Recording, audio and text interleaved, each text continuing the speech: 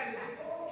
इसमें जितना भी विश्लेषण किया गया है वो सब मेरी आवाज से तुम लोग सुन करके समझ सकते हो। ठीक है, चलो अब अपने देखते हैं इस टॉपिक को कि क्या है आज इसमें। तो तुम लोगों को पहले से पता है कि अलंकार अध्याय चल रहा है, चैप्टर अलंकार है। अलंकार में दूसरे यानी कि अर्थ अलंकार के भेद में हम लोग प्रवेश कर चुके हैं और पढ़ाई भी कर रहे हैं। तो आज इस अर्थ अलंकार के 5वें भेद को हम लोग पढ़ेंगे। ठीक है, अब यहाँ देखो, अब 5वें भेद में आता है संदेह अलंकार। अब हम लोग अपनी बोलचाल की भाषा में संदेह को क्या कहते हैं? शक बोलते हैं। शक बोलते हैं ना, कि किसी पर जैसे कि शक हो जाए। ठीक है, उसी को संदेह कहा जाता है व्याकरणिक तरीके से। अब ये बता रहा है कि जहाँ अति सादृश्य, अब कोई कोई ऐसा शब्द है जिसको समझने का बहुत जरूरी है। अब यहाँ देखो, अति सादृश्य यानी कि अति का मतलब बहुत महत्वपूर्ण, असादृश्य का मतलब जो तुमको प्रत्यक्ष रूप से दिखाई दे रहा है, जो दृश्य तुम अपने नजर से देख रहे हो। ठीक है, कि अति सादृश्य जो बहुत अनिवार्य है देखना, उसके बारे में। अब तुम लोगों को पहले से पता है उपमान और उपमेय क्या होता है, इसको तुम लोग जान रहे हो। तो देखो, अब तुरंत वाक्य में से, कथन में से, काव्य में से क्या निकालना है? तो उपमान और उपमेय को छांटना है। और जैसे ही तुमको उपमेय और उपमान समझ में आ जाएगा, तुम निकाल लोगे, तो इसमें समझने में तुमको कोई कठिनाई नहीं होगी। देखो यहाँ उपमेय और उपमान में अनिश्चय की स्थिति बनी रहे, यानी कि अनिश्चय का मतलब कि संदेह हो रहा है कि ये सही है कि ये सही है, ये हमारे लिए है ये उसके लिए है, या दोनों हमारे लिए है। इसको समझना है कि जो है वो अनिश्चित है कि निश्चित है, दोनों में संदेह है कि अब मेरा है या किसी और का है। अब यहाँ देखो बनी रहा था जब उपमेय में अन्य किसी वस्तु में संशय मानने की संकोच, संचय का मतलब संकोच उत्पन्न हो जाए तो वहां संदेह अलंकार होता है।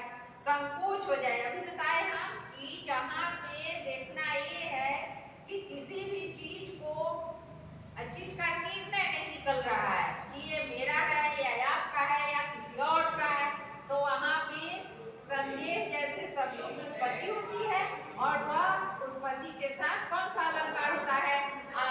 संदेह अलंकार होता है। अब उदाहरण से देखो, अच्छे से सुनना सब। साड़ी बीच नाड़ी है या नाड़ी बीच साड़ी है। अब इसका अर्थ क्या हुआ कि ये जो साड़ी है ये नाड़ी के लिए है या नाड़ी साड़ी के लिए है? अब दोनों में संदेह है। अब इसका रिजल्ट, इसका परिणाम निकल ही नहीं रहा है। अब नीचे वाले पंक्ति को देखो कि साड़ी की नाड़ी है, कि साड़ी की नाड़ी है। साड़ी में अगर इसका हम लोग अपनी भाषा में अर्थ निकालेंगे तो साड़ी की किनारी यानी कि कोण, सबसे अंतिम भाग को कहेंगे ना, लेकिन ऐसा नहीं है। अब यहाँ देखो कि साड़ी की नाड़ी है कि नाड़ी की साड़ी है। अब अच्छे से इसको समझ लेना है, साड़ी बीचे नाड़ी है या नाड़ी बीचे साड़ी है, कि साड़ी की नाड़ी है कि नाड़ी की साड़ी है। अब फिर इसको देखो, साड़ी बीच नाड़ी है या नाड़ी बीच साड़ी है, कि साड़ी की नाड़ी है कि नाड़ी की साड़ी है। क्या समझा? समझना ये है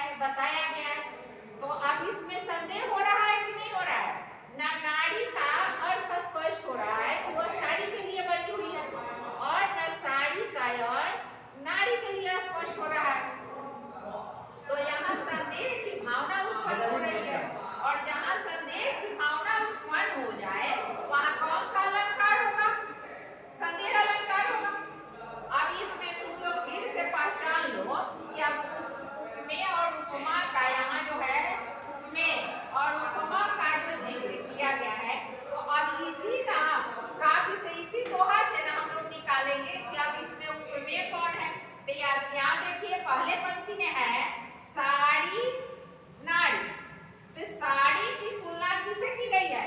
नाड़ी से। तो साड़ी की तुलना जब नाड़ी से की गई तो साड़ी क्या हुआ? उपमान हो गया, और नाड़ी क्या हुई? उपमेय हो गई। अब इधर जब चलेंगे तो नाड़ी बीच साड़ी है, पहले नाड़ी है, तो इसमें नाड़ी की तुलना साड़ी से की गई है, तो इसमें नाड़ी पहले हो जाएगा, उपमान हो जाएगा, और साड़ी क्या होगा? उपमेय होगा। आप देखिए इसी तरह से फिर आप इसमें भी निकाल सकते हैं कि जिसकी तुलना जिससे की जाए वह क्या होगा? उपमान, और जिससे तुलना की जा रही है जिस वस्तु का वो उपमेय हो जाता है। अब आगे चलो, अब 6 नंबर पे चलते हैं, 6 नंबर में दृष्टांत अलंकार। अब दृष्टि का मतलब नजर सबको पता है, अब दृष्टि का मतलब आंख भी होता है, नजर भी होता है, आप दोनों शब्दों को लेंगे, लेकिन ये है अलंकार। तो इसमें जो देखेंगे दृष्टांत, इसमें काव्य में कथन का सबसे अंतिम वर्ड का जो है मेल देखा जाता है, कथन का काव्य का सबसे अंतिम वर्ड का मेल देखा जाता है। अब यहाँ दृष्टांत अलंकार का पहले शाब्दिक अर्थ देखो, पहले संधि विच्छेद कर दिए, दृष्टि धनम क्या हुआ? दृष्टांत। फिर बोलो दृष्टांत का संधि विच्छेद कीजिए, दृष्टि धन अन, दृष्टि धन अन, दृष्टांत क्या होगा? दृष्टांत। फिर से बोलना है दृष्टांत, यानी दृष्टि धन अन, ठीक है। अब दृष्टि के अंत से, यानी कि आपकी जो नजर है, आप में जो देखने की शक्ति है, आप में जो परखने की शक्ति है, उसी को हम दृष्टांत अलंकार कहते हैं। जिसे आपकी पहचान क्या है, आपकी परख क्या है, आप कितने आगे तक जा सकते हैं, वह सब आता है दृष्टांत अलंकार के तहत। समझ गए? अब देखिए परिभाषा को देखिए, इसमें जहां किसी बात को स्पष्ट करने के लिए सादृश्य, मूलक, दृष्टांत अर्थात अब उदाहरण सहित प्रस्तुत किया जाता है, वहां दृष्टांत अलंकार होता है। यानी कि दृष्टांत में समझने के लिए, दृष्टांत में समझने के लिए ज्यादा कुछ विशेष नहीं है, जो आपके सामने लिखा हुआ मिलेगा, जो कविताएं मिलेगी, जो दोहे मिलेंगे, उसी से निकाल लेना है। अब यहाँ देखिए, अब यहाँ चलते हैं, जो रही उत्तम प्रकृति का कर सकत कुसंग, चंदन विष व्यापत नहीं, लिपट रहत भुजंग। अब ये जो है रहीम जी का लिखा हुआ दोहा है, इसके कवि कौन है? रहीम है। तो रहीम दास जी इसमें बताते हैं कि एक शब्द इसमें आता है जैसे प्रकृति। या देखिए, अब यहाँ प्रकृति का मतलब जो है मनुष्य भी कहा गया है, प्रकृति को विचार का भी अर्थ बताया गया है कि प्रकृति का अर्थ क्या होगा? विचार भी हो सकता है। अब चलते हैं, अब इसको एक दो बार तुम लोग ठीक से पढ़ लेना थोड़ा सा, तो ज्यादा अच्छा रहेगा। अब फिर हम दोहरा देते हैं ताकि तुम लोगों को पढ़ने में कोई कठिनाई न हो। जो रही उत्तम प्रकृति का कर सकत कुसंग, चंदन विष व्यापत नहीं, लिपट रहत भुजंग। देखो भुजंग का मतलब क्या होता है? सांप होता है। भुजंग का मतलब सांप होता है। और ऐसा बताया जाता है कवियों के द्वारा कि जो मनुष्य है वह अगर अपने विचार को अच्छा रखता है तो कुसंगति में रहने के बाद भी उस पर कोई प्रभाव नहीं पड़ेगा। जिस प्रकार एक विषैला सांप चंदन के पेड़ में लिपटा हुआ रहता है, फिर भी उसके विष का प्रभाव चंदन के वृक्ष पर नहीं पड़ता है। इसका अर्थ यही होगा। और बाकी हम इसमें लिख भी दिए हैं, तुम लोग अच्छे से इसको पढ़ भी सकते हो, और हम अपने मुंह से भी बता दिए कि इसका अर्थ क्या होगा कि जो रही उत्तम प्रकृति का कर सकत कुसंग, एक अच्छे व्यक्ति के व्यक्तित्व में कुसंगति का कोई प्रभाव नहीं पड़ता है। ठीक उसी प्रकार चंदन के वृक्ष में अगर कोई पूरा विषैला विषधर सांप अगर बैठा हुआ है या उस चंदन के वृक्ष को लिपट के पकड़े हुए है, तब भी उस चंदन के वृक्ष पर उसके विष का कोई प्रभाव नहीं पड़ेगा, क्योंकि उस चंदन के वृक्ष से केवल सुगंध ही सुगंध निकलता है। अब आगे चलते हैं। अब यहाँ फिर देखो, अब यहाँ थोड़ा सा पढ़ लो इसको, ये पूरा अर्थ दिया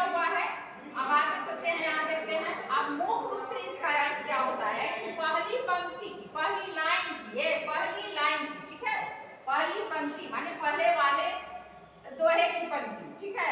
अब यहाँ पहली पंक्ति की बात को दूसरी पंक्ति के साथ प्रस्तुत किया गया है, अतः यहाँ दृष्टांत अलंकार है। अब देखो, अब हम लोग सबसे पहले देखेंगे कि देखो यहाँ कुसंग यहाँ भुजंग जोड़ा गया है ना, इससे लग रहा है कि दोनों में क्या है, मेल है। और यहाँ सकत और रहत, समझ गए सर? ये दो जो चीज है, इससे यही चीज दोनों को क्या करता है, प्रस्तुत कर रहा है, बता रहा है कि दोनों जो वाक्य हैं वह वाक्य के अंत में, पंक्ति के अंत में जो है समानता दिखाने का काम कर रहे हैं। अब चलो आगे चलते हैं। अब 7 नंबर में है, 7 नंबर में अतिशयोक्ति। अतिशय का मतलब होता है यानी कि अपने विचार को किसी के सामने प्रकट करना, ठीक है। अब यहाँ अतिशयोक्ति अलंकार, थोड़ा सा बोलने में तुम लोगों को दिक्कत होता होगा। अतिशयोक्ति, अतिशयोक्ति, अतिशयोक्ति ऐसे बोलना तो आ जाएगा कहने अतिशयोक्ति अलंकार। अब इसका देखते हैं अतिशयोक्ति अलंकार का शाब्दिक अर्थ। पहले संधि विच्छेद करते हैं।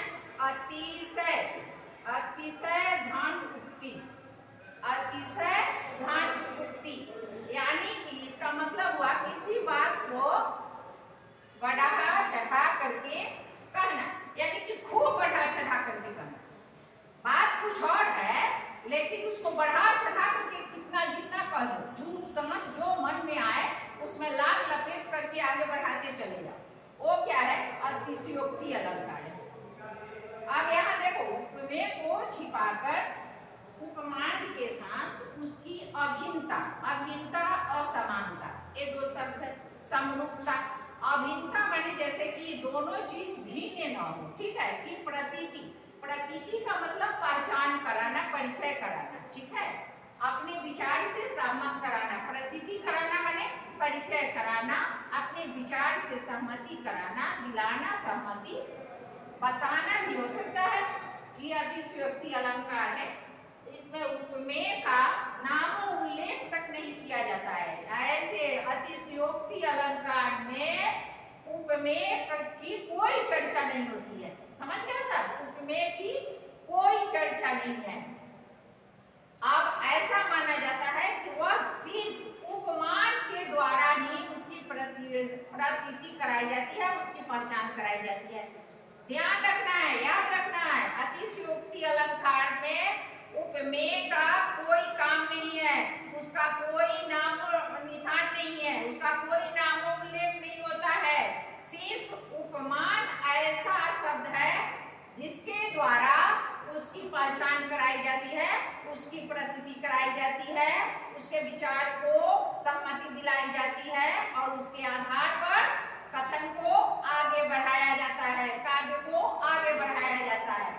अब देखो वहां दोहा लिखा हुआ है, फिर अब उसके विषय में भी फिर दूसरा परिभाषा के तौर पर जान लो। अब दूसरे ढंग से अगर पढ़ना होगा तो उसको भी जानना जरूरी है। जहाँ किसी विषय वस्तु का लोक यानी लोक मर्यादा, लोक माने जानते हो ना, जो हमारे गांव में अपने परिवार में जो मर्यादा बनी हुई है, मर्यादा का मतलब कि सीमा सीमित होना, ठीक है। अपने प्रतिष्ठा, अपने मान सम्मान को बना करके रखना मर्यादा कहलाता है। तो उसके विरुद्ध बढ़ा चढ़ा करके वर्णन किया जाता है। अब इसको हम लोग अपने भाषा में थोड़ा समझेंगे। देखो ये क्या कह रहा है, जहाँ किसी विषय वस्तु का लोक मर्यादा के विरुद्ध बढ़ा चढ़ाकर वर्णन किया जाता है। अब मान लो कि किसी के घर में किसी के बेटे की शादी होती है, ठीक है, और उसकी बहू मिला जुला करके साधारण है। अब उसकी सासू माँ बाहर निकलती है। अब अगल बगल के लोग पूछते हैं कि हाँ आपकी बहू कैसी है, तो उस बहू की जो व्याख्या की जा रही है, उसकी सुंदरता की, उसके गुणों की, तो उसमें होने वाले गुण से कहीं ज्यादा बताया जा रहा है, ठीक है। तो वही ज्यादा बताना ही क्या हुआ, बढ़ा चढ़ा करके करना। अब तुम लोग पढ़ते हो और मान लो कि पढ़ाई में मिला जुला करके हो, लेकिन फिर भी तुम्हारे मम्मी पापा को तुमसे बहुत कुछ कर रहा है, मेरी बेटी बहुत कुछ कर रही है। तो जैसे ही उनके विचार में बहुत कुछ आ गया कि मेरी बेटी बहुत अच्छी पढ़ने में है, बहुत पढ़ती है, बहुत तेज है, क्लास में अव्वल आती है, तो जहाँ पे इस तरह की भावना किसी भी मनुष्य में, किसी भी कथन में, किसी भी काव्यांश में, किसी काव्य में, किसी रचना में, किसी दोहे में, किसी चौपाई में आपको दिखाई देता है, तो समझ जाइए कि यह कौन सा अलंकार होगा, अतिशयोक्ति अलंकार होगा। कौन सा अलंकार? अतिशयोक्ति अलंकार। अब देखिए वहां क्या लिखा हुआ है, बांधा था विधु को किसने, इस काली जंजीरों से, मणि वाले खनियों का मुख क्यों भरा हुआ था हीरो से। यह जो है हमारे कवि यानी कि छायावाद कवि में सबसे प्रमुख कवि, जिनको छायावाद का प्रवर्तक कहा जाता है, वो है हमारे महान कवि जयशंकर प्रसाद जी। उनके द्वारा ये लिखा गया है या कहा गया है कि महाभारत में जैसे यानी कि विधु माने जैसे कि किसी कमजोर आदमी को जंजीर से बांध दिया जाता है, उसी प्रकार मणि वाले खनि माने यानी कि विषैले समाप के मुख में, शरीर में एक मणि होता है जो कि हीरो के समान होता है। ठीक है, आप यहाँ चलिए उपयुक्त पंक्ति छायावादी कवि जयशंकर प्रसाद द्वारा रचित है। इन पंक्तियों में कवि ने मोतियों से भरी हुई प्रिया की मांग की प्रतीति की है। उपयुक्त पंक्तियों में अब उपमेय देख लो, क्योंकि इसमें जो है उपमान की कोई चर्चा नहीं है, उपमान की कोई चर्चा नहीं है, सिर्फ उपमेय।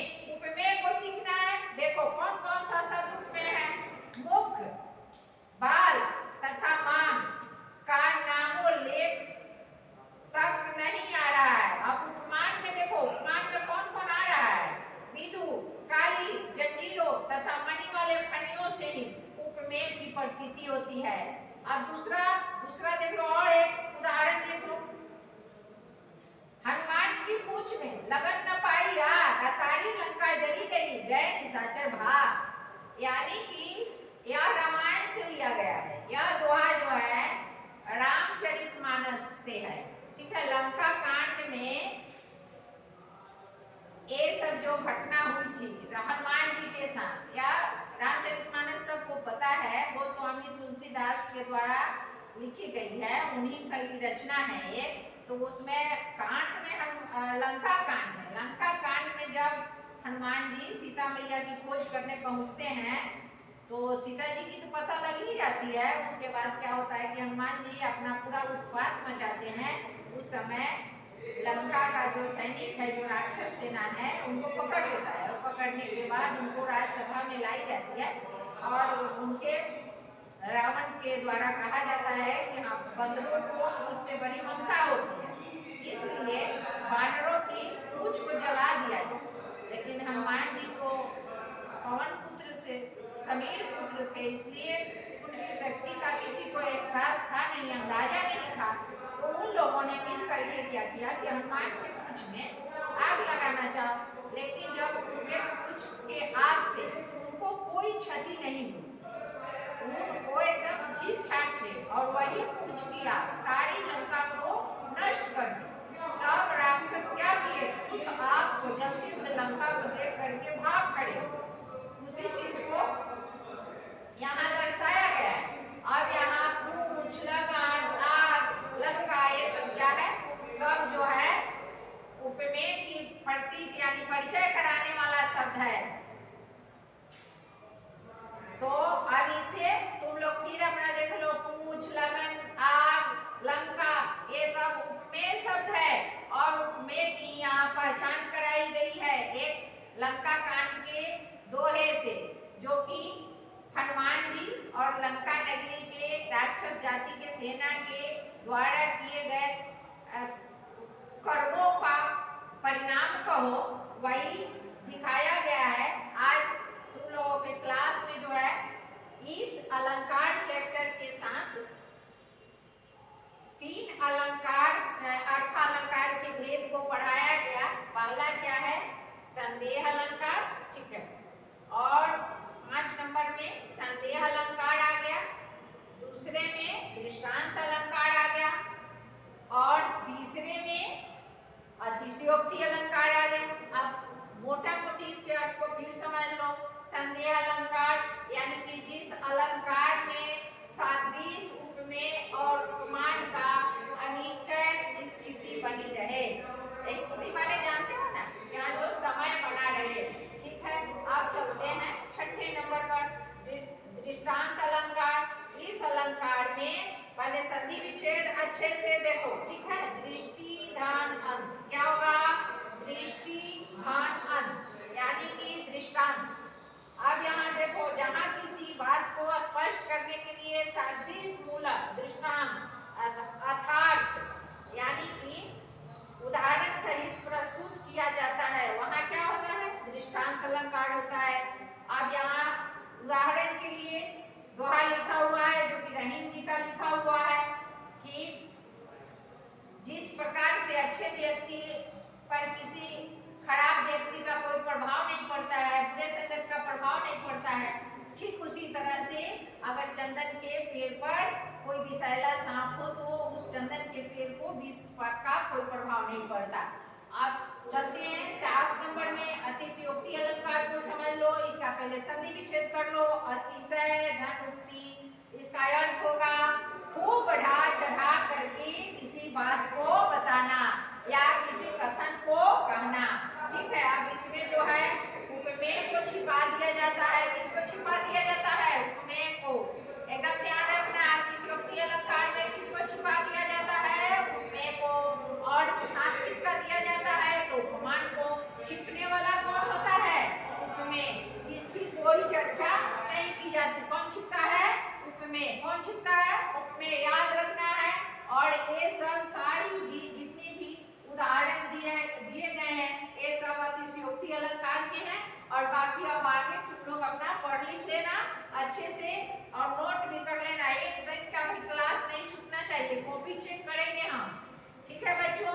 अब आज का क्लास यहीं पे समाप्त होता है और फिर हम लोग कल मिलेंगे। तब तक के लिए बाय, धन्यवाद।